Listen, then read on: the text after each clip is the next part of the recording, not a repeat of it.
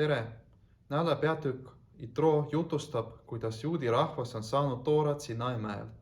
Toora andmise kohta ütleb salm ja ütles Jumal kõiki neid sõnu öeldes. Mida tähendab ütles öeldes?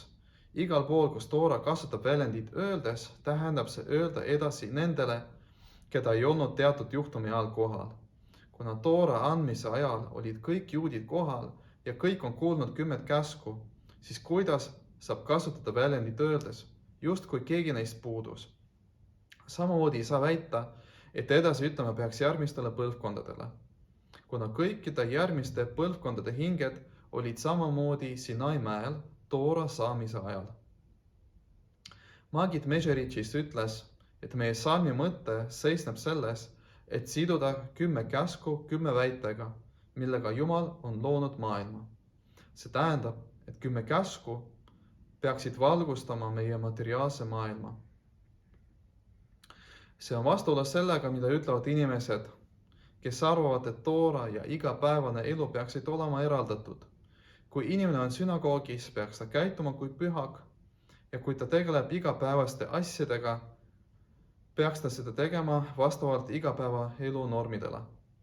Toora ütleb meile, et kõik meie igapäevased tegevused peaks olema vastavuses Toora nõuetega. Isegi asjade puhul, mis on Toora poolt lubatud, peaks inimene käituma vastavalt Toora käskudele. Psalmis 42 ütleb kuningas Taavet, oli pisar mulle leivaks päeval ja öösel, kui öeldi mulle iga päev, kus on sinu Jumal. Kuningas Taavetil oli nii kurb, et pisarad on asendanud tema leiba. Nagu on teada, kurbus mõjutab inimest niivõrd tugevalt, et ta ei tunne nälga. Ja mis tekitas sellist kurbust? Kuningas Taavet jätkab, kui öeldi mulle, kus on sinu Jumal. Ta nõuab, et Jumal oleks temaga kogu päeva jooksul. Mina olen Issand, sinu Jumal. Sinu Jumal tähendab sinu jõud ja sinu elulisus. Ning kes on sinu Jumal?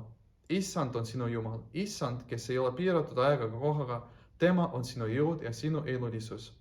See, et inimene mõtleb Jumala kohta palvetamise ajal ja tunneb teda, ei ole piisav.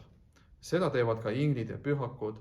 Eesmärk, miks hing peaks meie materiaalsesse maailma tulema ja panema ennast füüsilise keha riidesse, on füüsilise keha ja loomaliku hinge puhastamine. Selle kohta ütleb kuningas Taavet kogu päeva jooksul, ehk kui inimene sööb, kui ta tegeleb igapäevaste asjadega, kui ta suhtleb teiste inimestega, peaks ta tundma, et mina olen Issand, sinu Jumal. Täpselt samamoodi, kui ta tunneb ja mõistab seda palvetamise ajal. Shabbat shalom ja meeldivat Toora õppimist!